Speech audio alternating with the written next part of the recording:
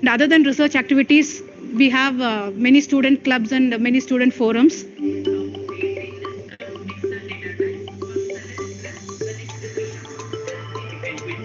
So the three main things I like about Amrita is the Live in Labs program, the fact that I can approach teachers anytime I want, and also the variety of clubs that we have in Amrita. They work in various domains.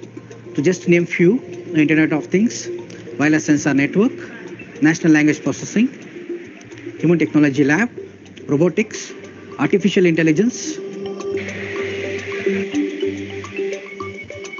I'm heading the research group, which is specifically working on computation intelligence and computer vision.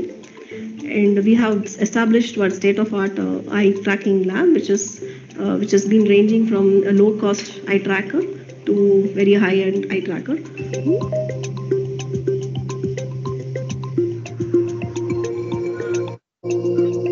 Amrita helps students showcase their talents by organizing various workshops and competitions.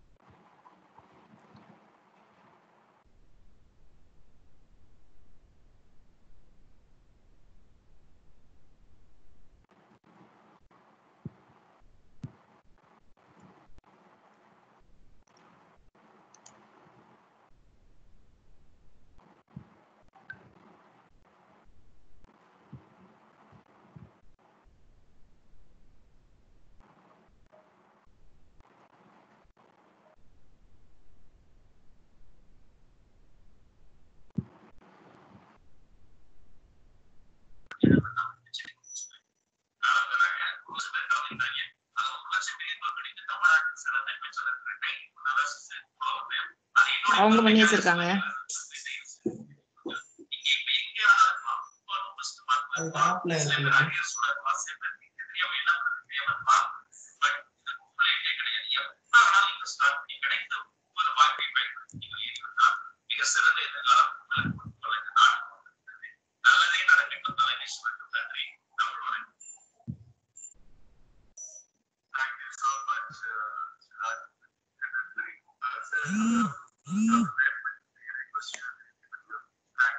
இது பார்க்கும் அது பார்க்கும் நானு.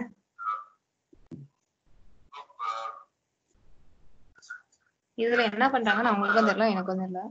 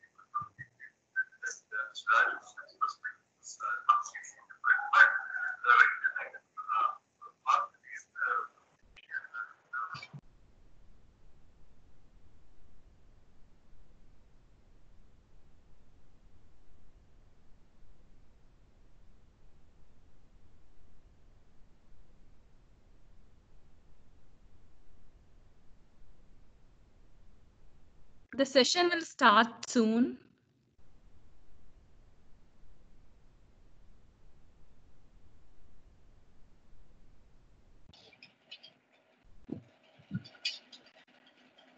Hello.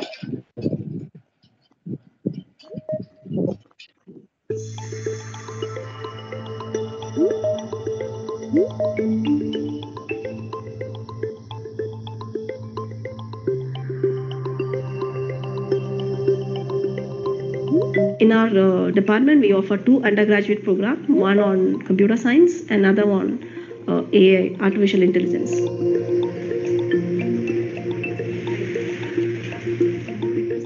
And other than research activities, we have many student clubs and many student forums.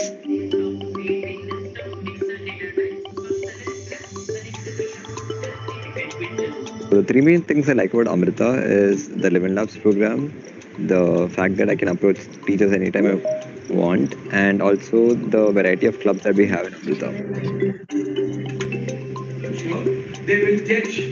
They work in various domains. To just name few, the Internet of Things, wireless sensor network, natural language processing, human technology lab, robotics, artificial intelligence. I'm heading the research group, which is specifically working on computation intelligence and computer vision. And we have established one state-of-art eye tracking lab, which has been ranging from a low-cost eye tracker to very high-end eye tracker.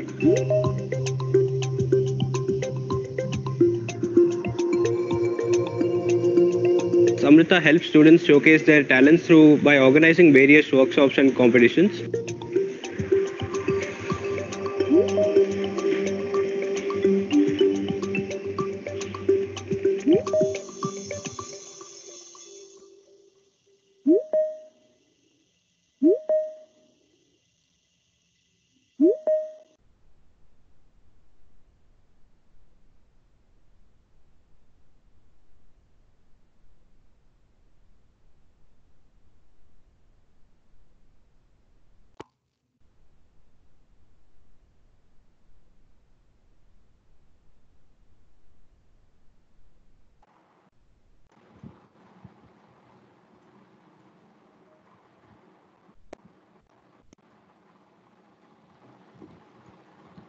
Good evening, everyone. Hope I'm audible.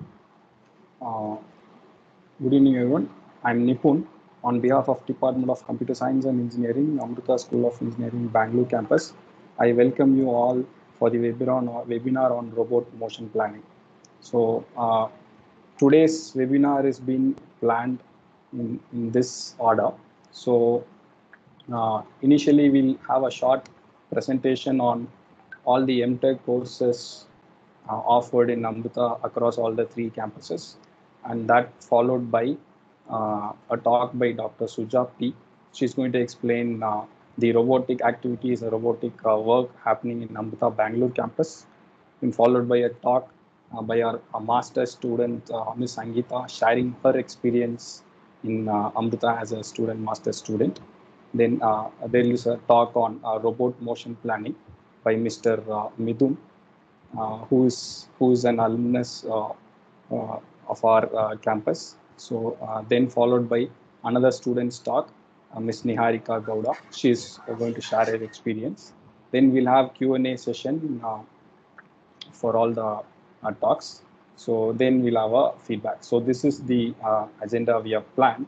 So one general request from our side is I request all of you to keep your microphone muted all the time. And if you have any doubts during the talk, you can just type in the doubt in your chat box.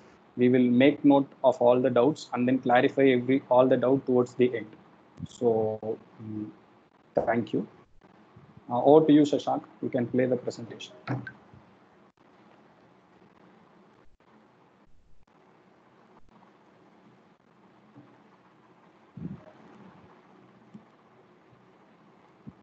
I think Shashank is not the presenter. You just check. Yes, ma'am.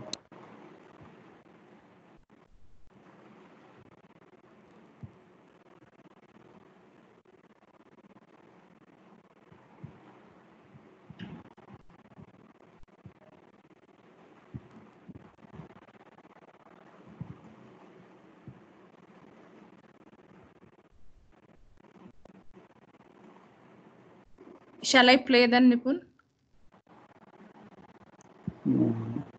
Nipun, I can play. Yes, ma'am. Yes, ma'am.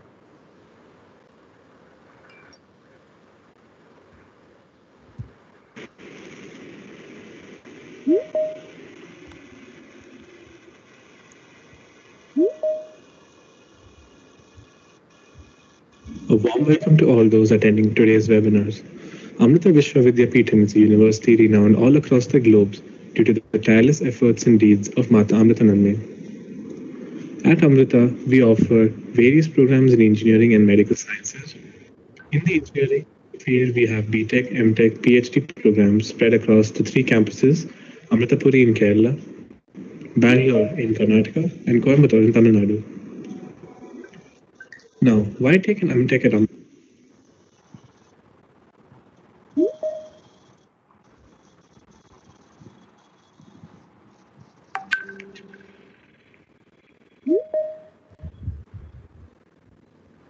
Amrita? We ensure scholarships for all students, about 30 specializations across three campuses, dual degree programs which means an MTech from an Amrita University and an MS from a foreign university in the States, Europe or Australia. A few of the universities that we partner up with are L'Aquila University in Italy and the UL Lafayette provide a dual degree program, student exchange programs at the University of Aalto in Finland and the University of Twente in Netherlands. We offer fast-track MTech plus PhD in 5 years, internship opportunities not only in India but also internationally, and placements for all eligible students. Our rankings are as follows, and last year we added another feather to the cap by getting the Institution of Eminence by the UGC. Our placements and internships are as follows. Our international opportunities include student exchange programs, international internship programs, dual degree programs, worldwide placements, and integrated degree programs. Some of the other universities that we partner up with are as follows. Now the specializations are Amrita. At Bangalore, we have the following 7. At Amritapuri, the following 12. At Coimbatore, the following 16. The lab infrastructure at the departments of CSC are as follows.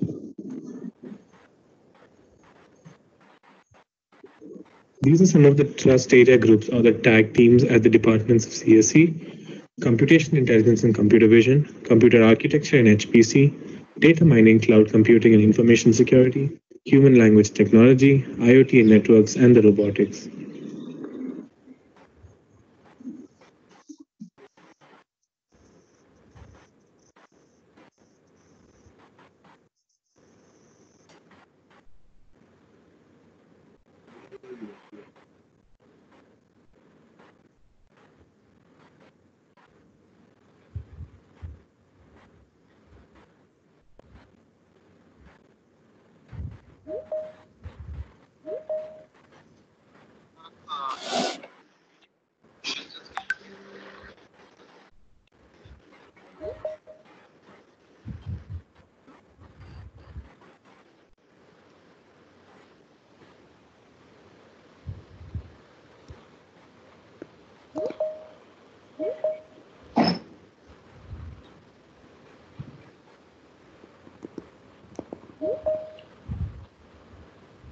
Moving on, our next talk is on robotics at Amrita, delivered by Dr. Suja P.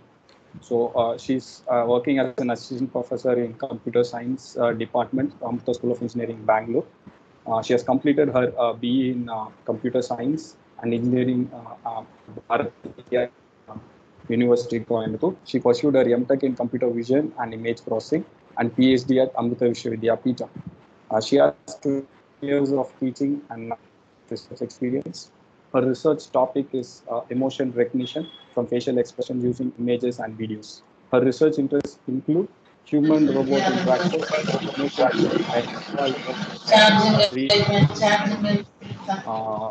overview, Sujama. Thank you, Nipun. Good evening, all. I welcome you for the webinar for the topic Robotics at Amrita. Our research lab is named as Amrita Robotic Research Lab at ASC Bengaluru. In today's world, robots has found its application in many domains due to the advancement in the technology. Now, for the current situation, a patient, when he has some symptoms of COVID, He need not have to enter the hospital premises. Just by visiting a robot and interacting with the robot, he can know whether he has really COVID or it's a mild fever. So this avoids the patient entering the hospital. Now let's move on to the Amrita robots. Our Amrita Robotics Research Lab was started in the year 2013. And as we all know, robotics is a multidisciplinary research. It embraces faculty, research scholars, students from all the engineering discipline and sciences. Now let us move on to the projects developed and the research focus of the faculty, research scholars and students of the Amrita Robotics Research Lab. My topic of presentation is outlined as robots, the focus areas, the current research, the infrastructure availability, the club, society and events of our lab, and the focus of robotics in current programs. Now, these are the various robots that are built in our robotic research lab: an articulated robotic manipulator, a dual manipulator, SCARA robot, an autonomous mobile robot, hexapod robot, and then a hexapod with eccentric leg, and biped robot, and also a solar power mobile robot. Now let us move on to the focus areas.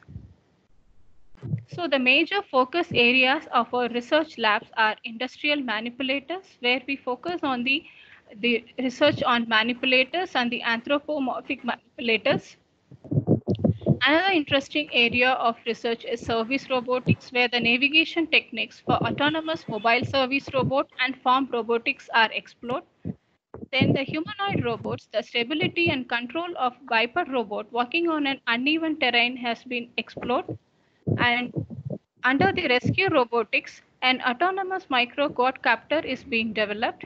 Another interesting area of research in our lab is robotic human-robot interaction, where the gesture and emotion recognition from images and videos have been developed. The year 2020 started with the bang in our lab. 20 students from different branches across years have joined together and developed a rover for the Rover Challenge organized by VIT Chennai by Mars Society USA. This rover Alpha has several features that includes autonomous navigation for obstacle avoidance, a 5-degree of freedom robotic arm to make the robot serviceable, which can dig soil samples for testing. Now we move on to the manipulators. Here we have an industrial manipulator called Amrita Articulated Robotic Manipulator. This has dual arms. Each arm can synchronously perform one activity together or separately, but in coordination for pick and place of objects, same objects or different objects. Another interesting manipulator is anthropomorphic arms, where it can fold the cloth. And the novelty in this, it is developed based on the learning from demonstration algorithm. Next, we move on to the robotic grasper based on an end-to-end neural network architecture using Raspberry Pi. And this was developed based on reinforcement learning. So when an object is placed on the table, the grasper will have a camera. It will look at the object, and based on the rewards earned, that positive or negative rewards, it will move towards the object for pickup. And there are motors which can be moved in the clockwise and anti-clockwise directions based on the control and the rewards received. And under some undecision situations, the robots will, the grasper will generate an I don't know signal. We'll move on to the next category, that is a service robot. So here there is a robot which can perform path planning and obstacle avoidance. It can be done dynamically when obstacles are moving. Next, there is a warehouse management robot. When the QR code is being placed on the floor, it can scan the code and then move accordingly to the destination to pick up the objects. So this will be useful in service environments. And the next one is a harvest robot. This is used for farm robotics, and this is an ongoing project. So here, when the vegetable, say for example, the cucumber or capsicum, so when it has to be plucked for harvesting, so based on the size and color recognition using image processing, the vegetables will be harvested. So the challenge here is where the vegetable is present will be is finding it is very difficult. So an algorithm is being developed to identify the vegetable and also to find whether it can be harvested that day or not. Next, we'll move on to the humanoid robot. So this project is developed by a faculty who was a research scholar. So the stability and control of a biped robot, which can walk on an uneven terrain, has been developed. So when the robot has to carry an object, so its balancing and also its stability issues were taken care. Next, we'll move on to the rescue robot category. So this is an ongoing project by one of our students. So this is a prototype which is being developed. So once when it is successfully developed, it will be developed as a model. This can be used for any rescue environments. And next we'll move on to the human robot interaction, the HRI. This gesture and emotions, when it is expressed by humans, it can be easily understood by humans. So when between human to human communication, understanding this is very easy. But whereas when between human to machine, it is very challenging. Now, due to the latest technology advancement, it has become easy. So the advantages are it improves the task efficiency, socially intelligent, and also it improves the behavioral science.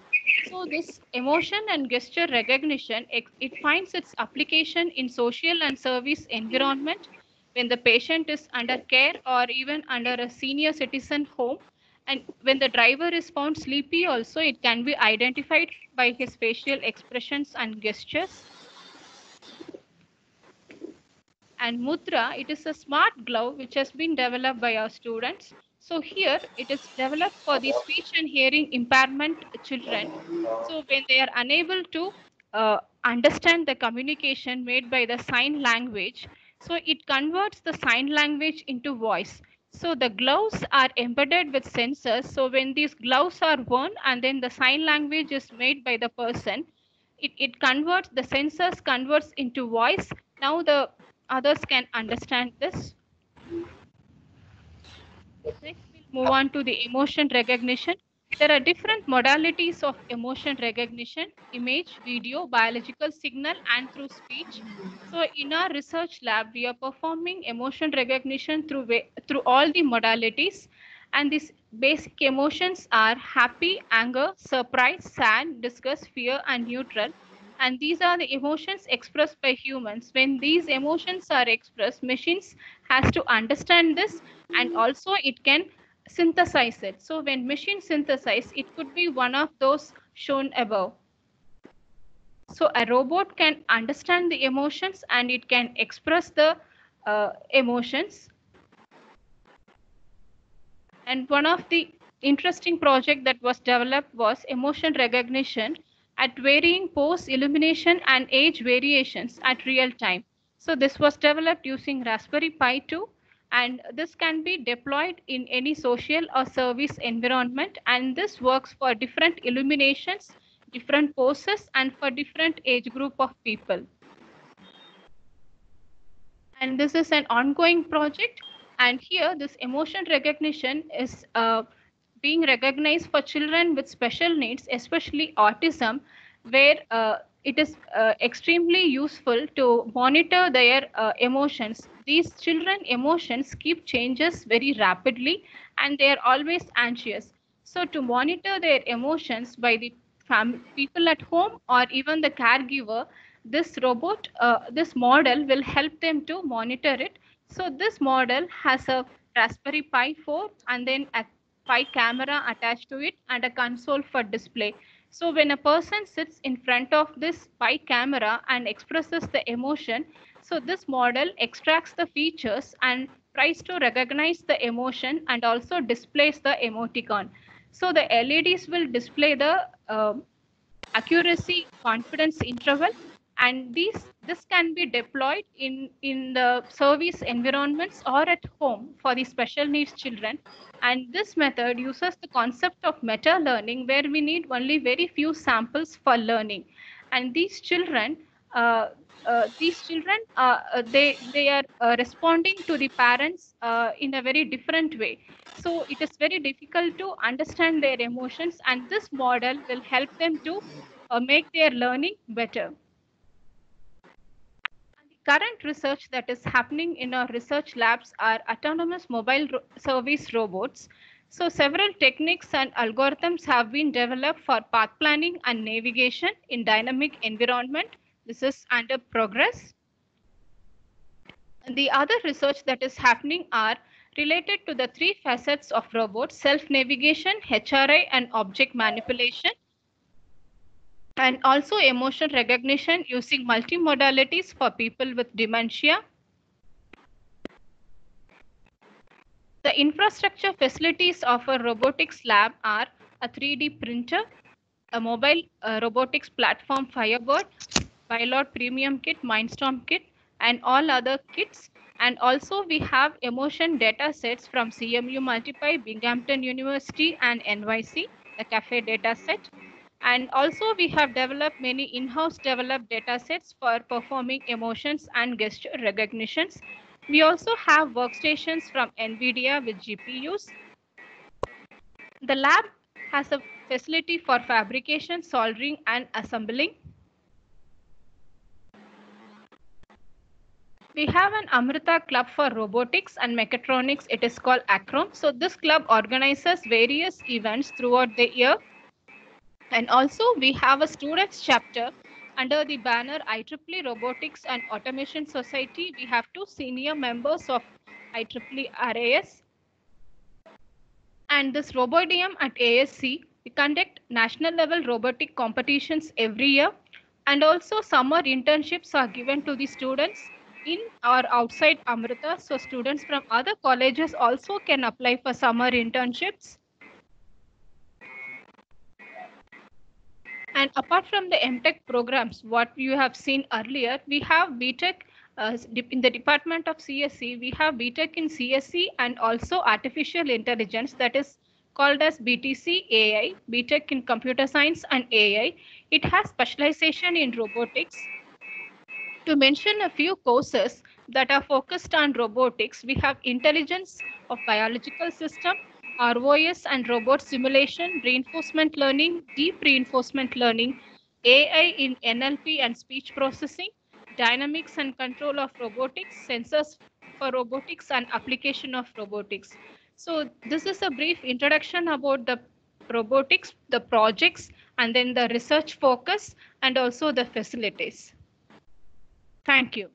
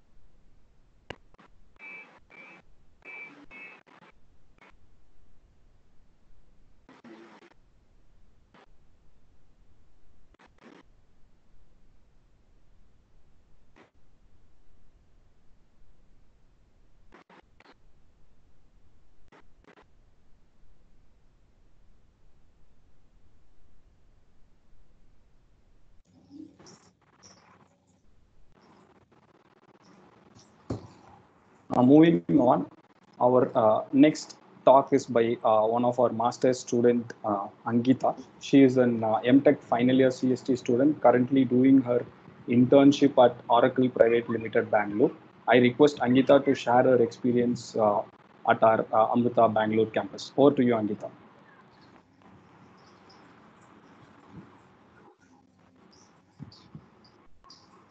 Thanks, Nipun. Good evening, everyone. Myself Ankita, and I'm a second year MTech student doing my master's in computer science and engineering at Amrita Bangalore. So I'm also doing my internship at Oracle Private Limited. And being a proud student of Amrita Vishwavidyapeetham, I would like to say that Amrita provides the best infrastructure, excels in academics, and provides ample placement opportunities. Talking about the computer science course here, the course is well updated, and even the curriculum followed in the college falls in line with the skills required in the job sector. The course has a lot of research and practicality, which definitely makes one job ready. The curriculum is framed such that the courses are completed in a span of 1 year, and the second year is entirely dedicated to research, internship, and project. The teachers here are very cooperative and experienced, and they mentor the students at each and every point. Also, the placement cell here, which is responsible for the job and internship opportunities, is very supportive and tries its best to get all the students placed. I also got my internship offer through Amrita, and I'm very thankful for the same. It's truly been an honor to be a student of Amrita, and without any doubt, I can say that Amrita brings out the best in each and every student. Thank you.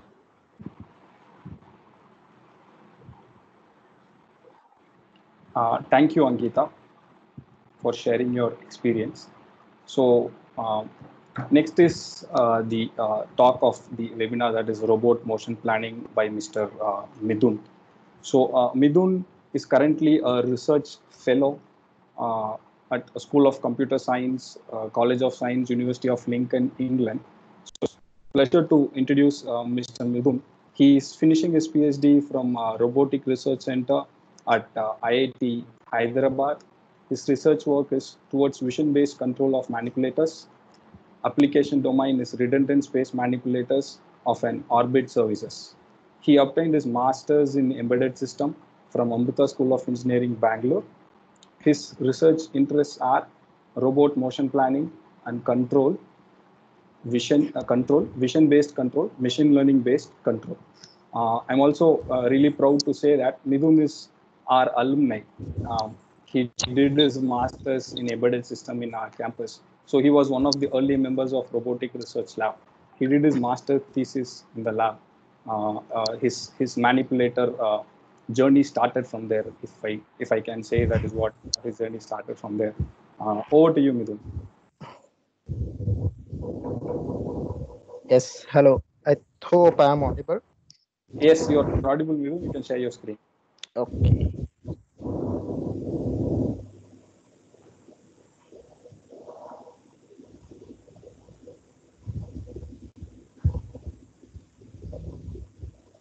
I hope it is visible. Yes, it's visible, yes. Okay. So first of all, good evening, everyone. And many thanks to Amrita for giving me this opportunity. And it's a good experience coming back to Amrita, meeting all the people. So quickly, I will start my presentation. So basically, it will go through the fundamentals of the robotics. And as the topic suggests, we are going through the path planning session. We will go through the probabilistic roadmaps. Then little bit deep into potential field path planning, where we will see how this potential planning path planning can be done, and an example in MATLAB. And trajectory planning, and towards the end, the latest path planning trends. I really apologize for not talking about the probabilistic motion planning thing, because it's a large topic and because of the time bound, we can actually make another webinar, another session where I can talk more about that ProMPs. So let's start. So first of all, what is a robot? Everyone knows what is a robot, but originally the notion of the robot started when in the factories they started using this crane-like structures. So from there the robot notion started actually. And everyone knows there are flying robots, mobile robots, manipulators. But if you look into this, these are also structures similar to robots, but these are not robots. Why these are not robots? They have same mechanical structure, same movement, same principles. Then why these are not robots? So let's discuss what is a mechanism and a machine. So mechanism is a device, mechanical device, which transform motion into some patterns, which transmit little power. So it's like a camera shutter, an umbrella, waste bin, or a sharpener. So a machine is a mechanism that develops significant force and transmits significant power. So it's more like a little bit more advanced mechanism, machine. It can transmit more power, more operations can be carried out. So to be called a robot, an entity, a mechanical device or machine, it must do some real work. And it should operate in an environment where it will be doing some sensing, and from the sensing it has to do some action. So then we call it as a robot. So what are the attributes of a robot? So for a robot, there should be a sensing part, and there will be a brain to think, and there will be an acting part. Acting part means the motors, how it can walk, or the tires. If it is hands, how it can move the hands, and an environment where it should act, like it should be doing some task, some picking task, some moving task, etc. So a robot is a mechatronic system where it composed of many fields like mechanics, electronics, control, software, sensor. That means it's dealing with a lot of maths. But math is anyway fun, so we can do that. So let's come to the robot. So basically a robot can be defined as a structure which has its base, links, joints, and an end effector. So base will be always fixed to the ground or some rigid structure. Links can be the rigid structures between the joints, and an end effector to perform some operation, gripping, holding, etc. One of the important terms that we used in robotics is degree of freedom. So what is degree of freedom? So the degree of freedom basically it tells about the mobility. In layman language, it tells about the mobility, where how an object can move in its environment. So here, if we check it as a 2D environment, this pencil can move it in X direction, in Y direction, and it can also rotate. So it has 3 motions. So we will say the degree of freedom is 3. But this degree of freedom, even though it can define it in a simple way, it is useful in many other domain also, not domain in robotics, so many other contexts we can use. So the concept of degree of freedom is the fundamental to both design and analysis of a robot. The number of independent coordinates required to define its in a position, that also is degree of freedom. So, and another thing is the number of inputs which need to be provided in order to create a predictable output. In that way also we can define degree of freedom. Coming to robot, if we have a manipulator, we can simply define degree of freedom as number of the joints that we will be using for a specific task. So let's see how much degree of freedom is in a arm has. So you can think on this and come up with an answer and analyze yourself and see how much degree of freedom your hand has. Next important thing is robot kinematics. So kinematics is the study of motion of robot without considering the forces that cause it. So we will be just dealing with the velocities and the motion. So the forward kinematics means how we can specify the end effector position if we know all the joint angles. And the inverse kinematics is like, suppose my robot want to reach at a particular position, what can be the angles?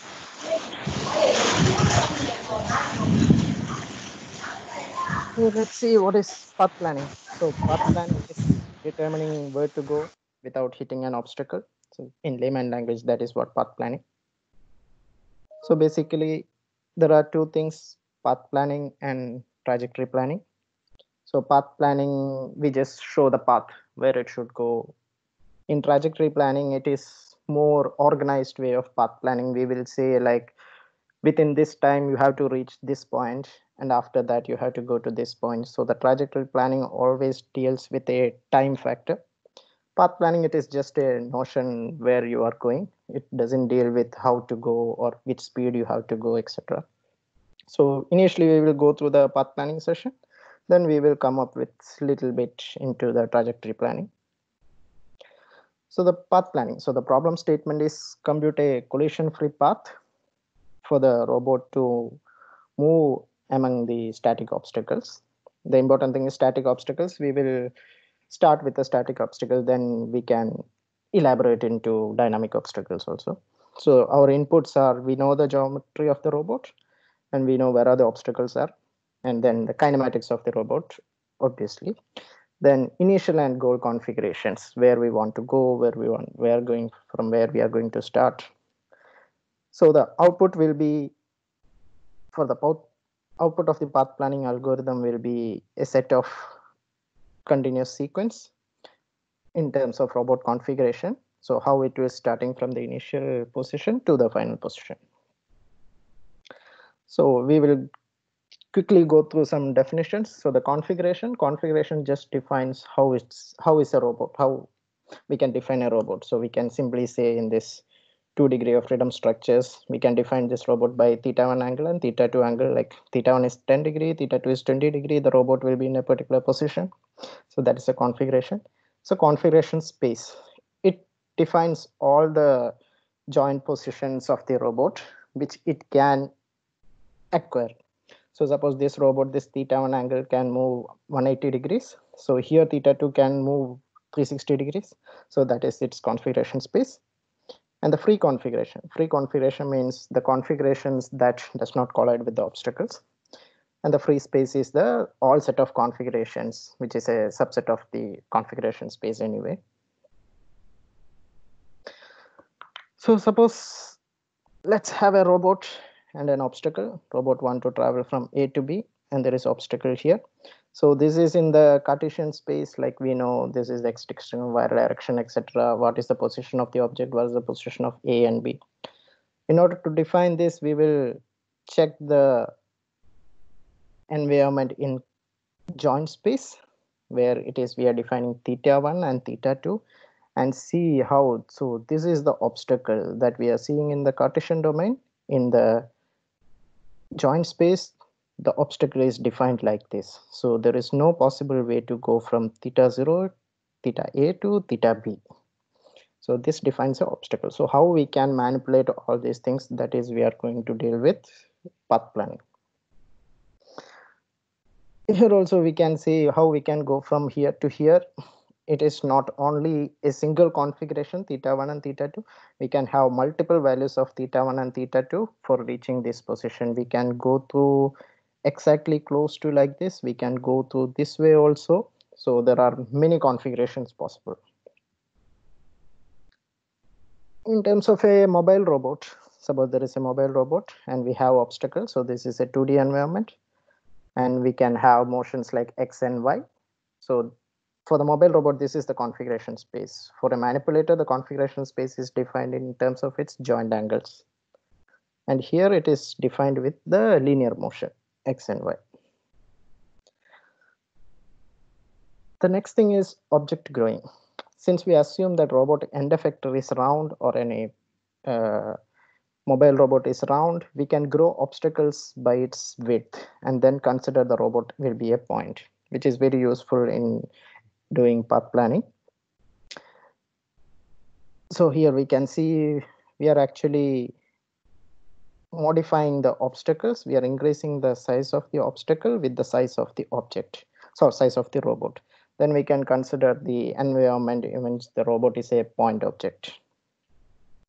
So method of object growing we can do in multiple ways. Suppose we have a triangular end effector. So this is the end effector. We want to reach from here to here, and there are obstacles. 2 obstacles are here. So we will first do object growing. We will fit the object's end effector in all the edges of the obstacles, and we will grow the object.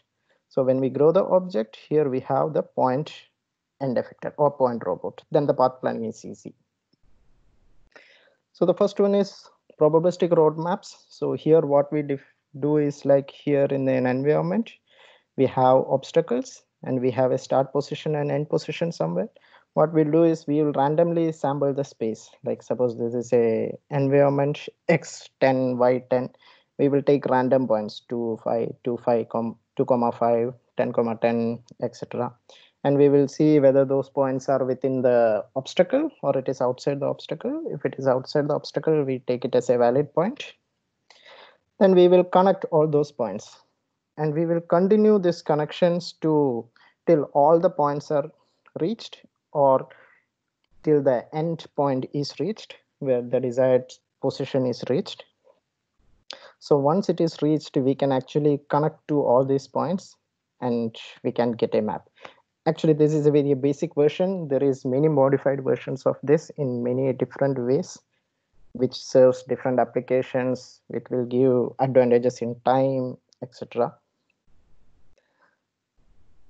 One of them is called Meadow Maps. In Meadow Maps, what we are doing is, after growing the obstacle, we will construct convex polygons. So here we will consider it as a convex polygons and always mark the midpoints of those polygons.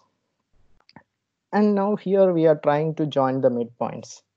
So when we join the midpoints, we will get a path. So this is also a path planned as per the given environment. Next is a visibility graph. So here actually, from here we are actually observing this, visualizing the scene from this direction. So what happens is, here we see an edge, we stop it, we see an edge, stop it, stop it. So whenever we see an edge, stop that. So we know the distance till that. From there we will go along the edges, then again look into the next views. There also we do the same thing. And from this we will find a shortest path. It's one another methodology. Next thing is Voronoi diagram.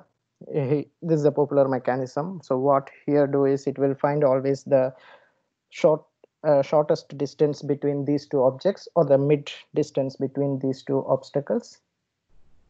It will find paths everywhere and correspondingly it will go to the desired position through that. The next thing is exact cell decomposition. So here we just decompose the environment in horizontal lines, sorry, vertical lines, and then find the midpoints. And then we can always find a path from the graph. Any graph-based solutions can be used here to find the optimized path. And then another thing is approximate cell decomposition. Here, instead of finding the midpoints and all, we give values based on the distance or based on some other parameter. And we will solve this cell decomposition as an optimization problem or a search problem. Then we can find the proper path. There are many graph-based search strategies like wavefront expansion, breadth first search, depth first search, greedy search, etc. So these are the typical normal path planning methods, basic path planning methods that we study. For the application purpose, we do real modifications into this. Let's come into potential field path planning. So in the earlier case, what we have seen is we are always trying to find a path. We know the environment. We're finding the entire configuration of the robot from one point to another. And then we are proceeding so that the robot can move through that path. In potential field path planning, what we are doing is our end effector is treated as a point under an influence of a potential field. Potential field means something like the ball is rolling over the hill. Over the hill, it will have higher potential. Downhill, it has lower potential. So the lower potential will be the desired position where it has to reach. And in between, you will have obstacles where it will have high potential. It will repel your end effector. So how we can model this and how it will work? We can quickly skip this. I have already talked with that sequence of discrete configurations that drive the configuration from QS starting to final position and avoid obstacles. So in effect, if not mathematically, For the representation purpose, it can be defined like that. There is a goal and there is obstacle. Suppose this is the environment it will model. If we are starting from here, we know here from here it will go till here and it will reach the goal. So this will be the resulting robot trajectory. So let's start the potential field. As we said, we have both attractive and repulsive forces. So this is U attractive and this is a repulsive force. We need to find the minimum of that force. And for finding the minimum, we use gradient, negative gradient. So that means we want to move from here to this part to this part. And here, this is the obstacles. So how to do that? So basically for attractive field, we use functions, like conic functions or parabolic functions. So basically parabolic functions are basically the square distance between the starting point and the final position. Conic distance are the linear distances between those. So these are types of equations or functions we use to define the attractive field. And we will take the gradient of that. Gradient is nothing but the derivative of those equations, and we will define it as a force. So now this point, we are taking it as a desired point. So the forces will attract all the end effector points to this point. So these are the forces that will attract this end effector from here to here. So let's consider for a two-link manipulator, our starting positions as 0, 0. So this angle is 0, Q0. And here it is pi by 2, here it is pi by 2, and here also it is pi by 2. Now we know the positions. This is 1, 0, 0, 1, 2, 0, minus 1. Those are the positions of the each link. And according to these equations, the forces will be just the difference of that positions. So here it is minus 1 and 1, minus 3 and 1. So we define the attractive forces for QS, and for position joint 1 and joint 2, we define the forces. Then the repulsive force. So the repulsive force, the equation is a little bit complex, not complex, it's a different equation. So here we have to define the shortest distance between each joint and the obstacle. And there should be a minimum radius of influence. Like within that radius of influence, the joint should feel the repulsive force. If it is not the radius of influence, we should not consider that force. We can only take the attractive force and go to the desired position. So we use these equations here. Rho Qi is the shortest distance between the joints and any obstacle, and rho 0 is the radius of influence. If rho 0 is greater than something, like the joints are further away from the object with some distance, we are actually not considering these repulsive forces. So this is the derivative of that. So similarly, for a planar robot, if we consider the same joint positions and substitute in these equations, we will get the repulsive force as 0 and minus 4. So here we can see we got all the attractive forces for these two joints and the repulsive forces. Here there won't be any repulsive forces because this is very far from the obstacle. Here this is near to the obstacle, so there will be repulsive force. So here F1 we don't have any repulsive force. Here F2 we have repulsive force. Next thing is we know the forces, how we can make the robot move according to these forces. So here there comes a notion of Jacobian, or the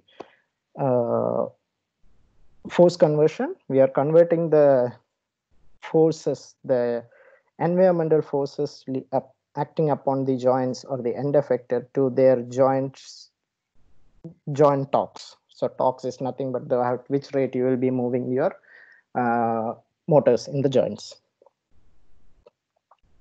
So a planar robot, if we consider, we can simply say that Jacobian. We will say this quantity as Jacobian, which do the conversion. So here we can say it is minus sine theta 1 and cos theta 1. Here we have length. It is a sine theta 1 and cos theta 1. Here we have considered unit length of the robot. So it is sine theta 1 cos theta 1. Don't get confused. It is simply like we are taking one link over here. Here we have a link and there is a theta. So what will be the coordinate of that endpoint with respect to that theta? We know it is cos theta sine theta. So it is the same thing. So using that only we are defining the Jacobian. When it comes to this link, we have to consider the previous angles also. So that's why it is coming sine theta 1 plus theta 2, cos theta 1 plus theta 2. So in this way, we can define Jacobian for any robot. For the simple robot, we can define in this way. For complicated robot, there are many other methods. One of the method is known as the DH parameter based.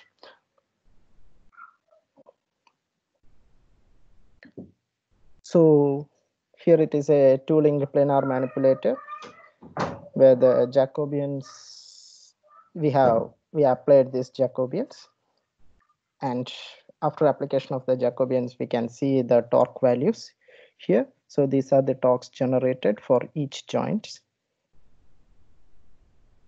And now we need to sum it up. When we sum it up, we will see the attractive forces and repulsive forces. We will get the total force that is acting upon this point and this point.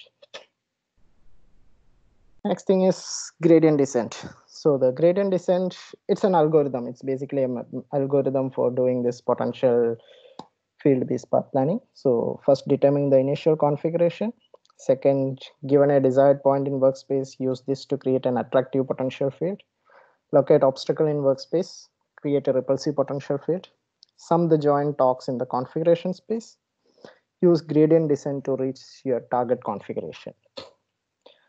So the gradient descent means we have calculated the torques for each link. Now we are taking the unit torque and scaling it according to what speed we want to see our robot is moving, and then adding it to the joint values. So these are the joint values. Suppose we have theta 1 value is 10 degree. From the torque, we will make theta 1 degree has to move to 10 degree to 11 degree, and theta 2 has to move from to maybe 1 degree to 5 degree. So using this equation, we will get the next joint position. So here, this is the advantage. Here we are calculating the next step, and we will move there. From there, we are calculating the next step. So in the previous path planning methods, we already got the path and we are going through the path. That's it. So here, quickly, you can see the MATLAB exercise. So there is an obstacle, and this is the desired position. So here it is repelling. This position is repelling, and now it is moving towards this desired position, which is very simple to implement. It is very basic things. Now, path versus trajectory. As I said before, path is just a sequence of robot configuration without regard to timing of these configurations. And the trajectory, it is more concerned about the timing actually. At particular time, where should be my end effector or my joint. So the trajectory planning problem also turn a specific path or configurations into appropriate time-based sequence of joint position values. So input will be path configuration and the constraints, and the output will be series of joint positions or velocity. So the trajectory planner, we have a specified path. We will give path constraints. Path constraints means we will say it has to go through this velocity. Through the path, it should maintain some acceleration criteria. So the trajectory planner will give us specific joint positions with according to these constraints. So we have joint description, task description. So we can say for a task, the robot end effector should move in this speed. That is for a specific task. In another task, we should say, I don't care how the end effector should move. The robot joint should move with this velocity. So these are joint space and task space descriptions. So coming to trajectory planning, simple idea is to fit positions and velocities to polynomials. So here, this is the starting position. This is the final position. And we are giving starting velocity and final velocity. So we can describe it as a cubic polynomial where one polynomial is selected. This is the polynomial. If we take the derivative, that is the velocity. So we will model this as a linear algebra method, a matrix method, where we have positions, initial position, final position, initial velocity, final velocity, and the times. Starting time, T0 is the starting time, TF is the final time. When we solve this equation, this is like AX equal to B. If you want to find X, it is A inverse B. So we will get the A0 values. We substitute all A0 values here, and then we give times. Time equal to 0, we will get one value for Q. Time equal to 2, we will get one value for Q. Then that is what a trajectory is. Similarly, if you substitute all these A values here and substitute time values, then we will get corresponding velocity. So this is cubic polynomial. Here we can see when we execute this, the positions are going from 10 degree to 30 degree. The velocities are moving from 0 and are coming to 0. And the acceleration is going from one value to another value. So the here acceleration is linear, velocity is 0. So what does this mean? Velocity is 0 means, so it is starting from 0 velocity and it is ending from 0 velocity. Suppose one robot is moving from point A to B, it will start with 0 velocity, increase the speed, reach there, and then stop. If the velocity is not 0 and it is suddenly stopping, it will give jerks, it will damage the robot. So this kind of trajectory planning is required over the path planning. So similar to cubical, we have quintic polynomial. Here the number of parameters will increase, and here we are considering acceleration criteria also. And we can see not only the velocities are going from 0 to 0, our acceleration is also limited. So we can control our robot. The robot will be more smooth, more stable. For continuous path generation, suppose we have defined many paths. This is one path, this is one path, this is one path. This is points, basically the points where the robot should go. So we can define many cubic polynomials between those and execute the robot. At each point, we can define the velocity and acceleration, initial and final. So here it will be 0, here it will be 10 radians per second, here it can be 20 radians per second. So in between these segments, its initial and final velocities are 10 and 20. So accordingly, we can model any trajectory based on the situation given. So till now we were saying in terms of positions, basically we are calculating the positions. Here we can go through joints, cycloidal trajectory. There are many trajectories. Cycloidal trajectory is one of the stable one that people use actually. So coming towards the end, let's see what are the latest path planning trends. I think it's taking too much time. I will quickly try to wind up. So here we will go through RRT planner. We'll just briefly go and see what is the RRT planner, and then we will go through some vision-based path planning, how it is done. So just quickly see need for RRT an application. Suppose there is a robot and it want to move from here to here. Our required path is like this, a 90-degree turn. But the problem is this kind of robots can't move this 90-degree turn. It should take a curve turn. So if there is a 90-degree turn, the robot will not move, and the problem is like it may pass or miss the point, or the robot will get confused. It will collide with the obstacles, anything can happen. So these kind of situations, we need RRT. This is only one application. There are many applications of RRT. So the robot has to given a trajectory like this instead of giving a 90-degree turn. So those are known as non-holonomic constraints and all. When you come to robotics, when you know about robotics more, you will know all these terms. So here using RRT, we are just exploring the environment, and we will see how we can move from point B to A. Suppose at one point I want to move from point B to A. So what it will do is it will actually, instead of moving from point B to A as a linear motion, it is actually taking a curvilinear motion, and it will reach point C. So according to RRT, it's like when you grow the tree, ultimately it will reach the goal. So here it is. Here it generated all the motions and it reached the goal.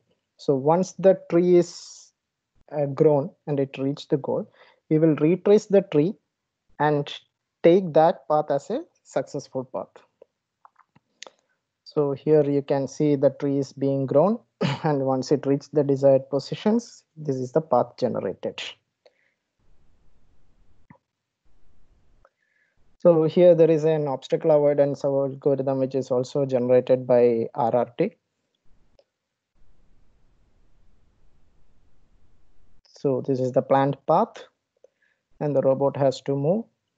So this is basically a gazebo environment, and using ROS framework, you can include any robots and environments, create environments. Then you can actually move to the desired position using this RRT algorithm. These RRT algorithms and all, it's available as a software packages, so we can use that, or for simple things you can code yourself. It is not a big deal.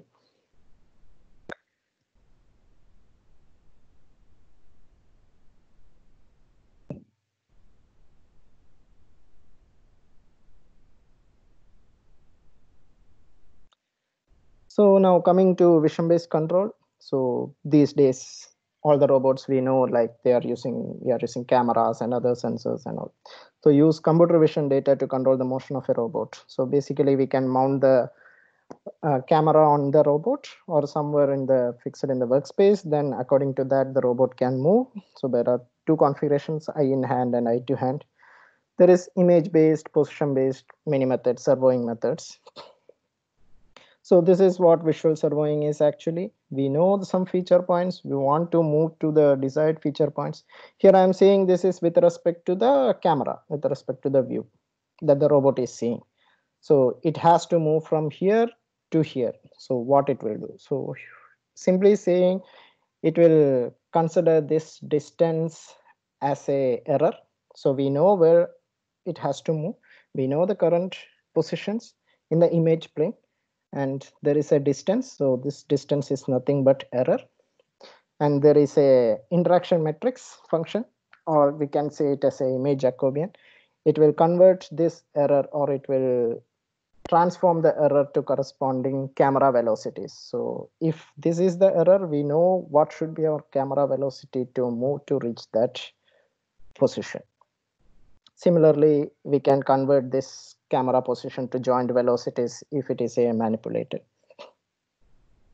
So basically this is the visual servoing. So here we have initial image, final image. Here we will select some features on the robot, on the image. So these features has to reach, then the operation is completed. That's what we are assuming. So the robot is seeing only the features. And now the robot is moving towards the object. So once it reached, we know that it is reached in a proper position. Now we can grab the object or do any operation. So this is one of the simple experiment of doing visual servoing. This is a real robot. It's a 6 degree of freedom robot, UR5, universal robot. And the camera is mounted. And the object is there. We have detected some features and it is doing basic visual servoing. Some experiment on the mobile robot. So here the features are not stationary, it is rotating, and it's a different algorithm for doing visual servoing.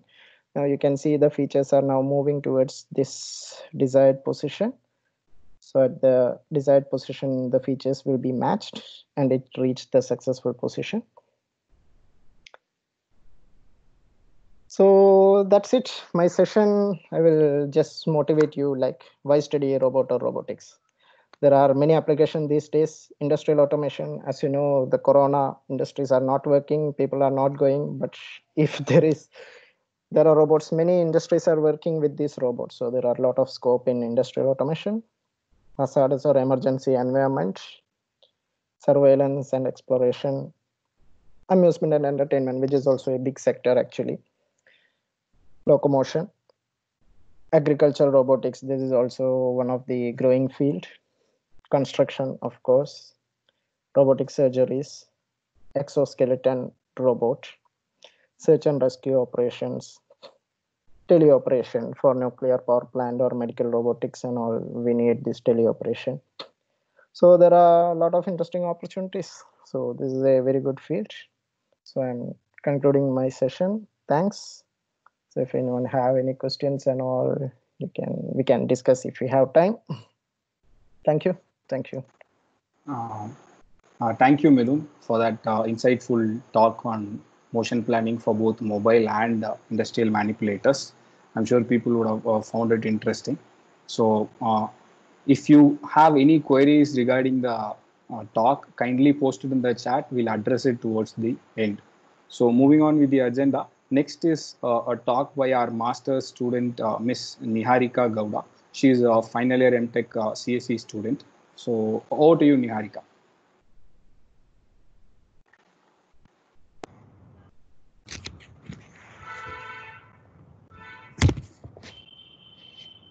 Okay, good evening all. I'm currently a dual degree MTech master student in University of L'Aquila, Italy. I'm very thankful to Amrita for giving me such a golden opportunity. I was very happy to come back to classes after being in corporate for 3 years. The first year in Amrita was very resourceful. I learned many new things, many cutting edge technologies like machine learning, deep learning, NLP, IoT, etc. We were also having this type of webinars and classes. And in the middle of the first year, I used to receive few advertisements for international programs for many countries like US, Italy, Netherlands. So I had applied for one of them, for one of the international programs in Italy. And within few days of applying that advertisement, I got a call from International Office, Kollam. So the process was very smooth, and I got admission for pursuing second year masters in University of L'Aquila for 1 year with a scholarship of 850 rupees for 1 year. In L'Aquila, we were introduced to many new subjects like software architecture and service oriented architecture, and also we got chance to meet new people and learn Italian language. And because of coronavirus, I have just come back to India, and thanks Amrita for giving me this opportunity.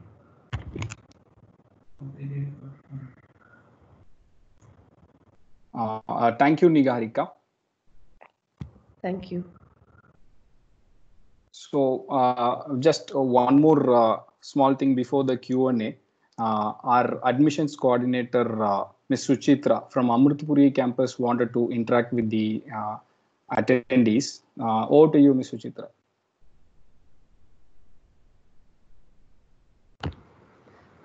Thank you so much. Am I audible? Yes, you are audible. Okay, thank you so much, Nipun.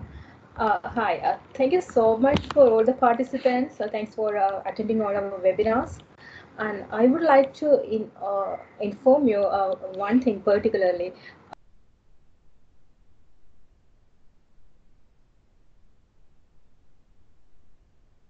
Your voice is not audible.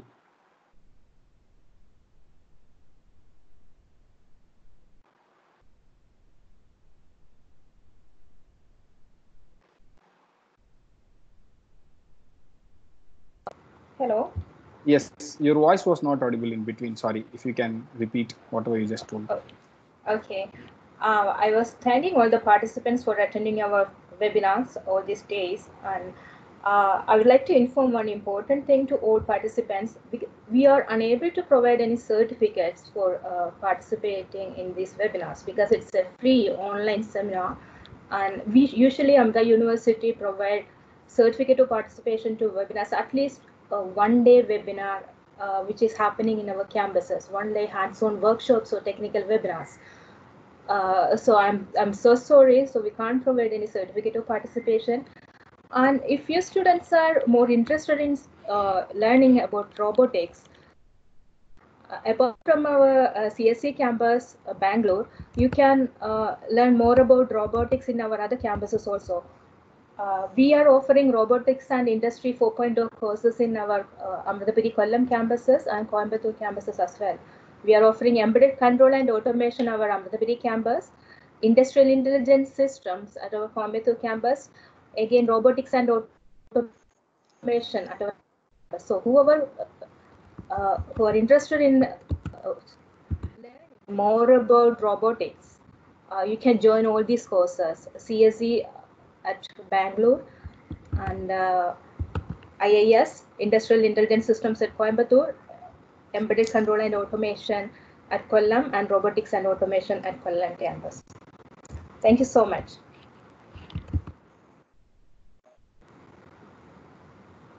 Thank you, ma'am. So I believe there is no queries so far regarding the talk. So let me propose a vote of thanks. I request all of you to stay back. We have an interesting video, a collage video of all our in-house built robot. That is the robot built in Amrita Robotic Research Lab after the vote of thanks. So on behalf of Department of CSE, Amrita School of Engineering, Bangalore, I thank today's speaker, Dr. Suja and Mr. Midun, for giving an interesting talk. And I thank all the participants for taking their time out to attend this webinar. I thank Bangalore CSE admission coordinators, Ms. Josna and Ms. Nalini, and also Ms. Suchitra, University admission coordinator, for arranging this webinar. Last but not the least, I thank the student volunteers, Mr. Shashank and Mr. Swarnim, for their support behind the screens. Thank you, one and all. So now we'll play the video. Meanwhile, kindly fill the feedback. The feedback link will be posted in the chat box. Over to you, Shashank. Play the video, please.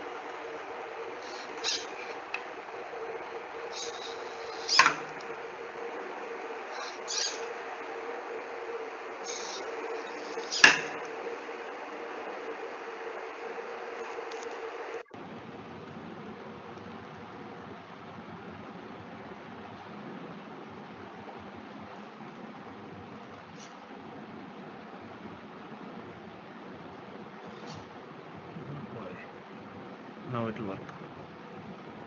This one. Good work.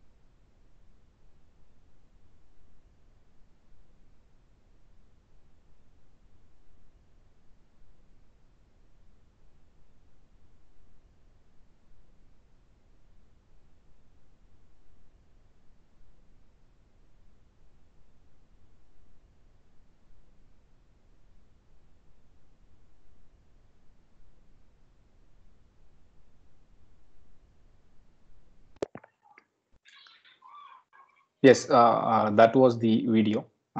Thank you all once again for joining the webinar today. Kindly do join in our next series of webinars for this week. And there will be an invitation sent out if you register. Thank you all.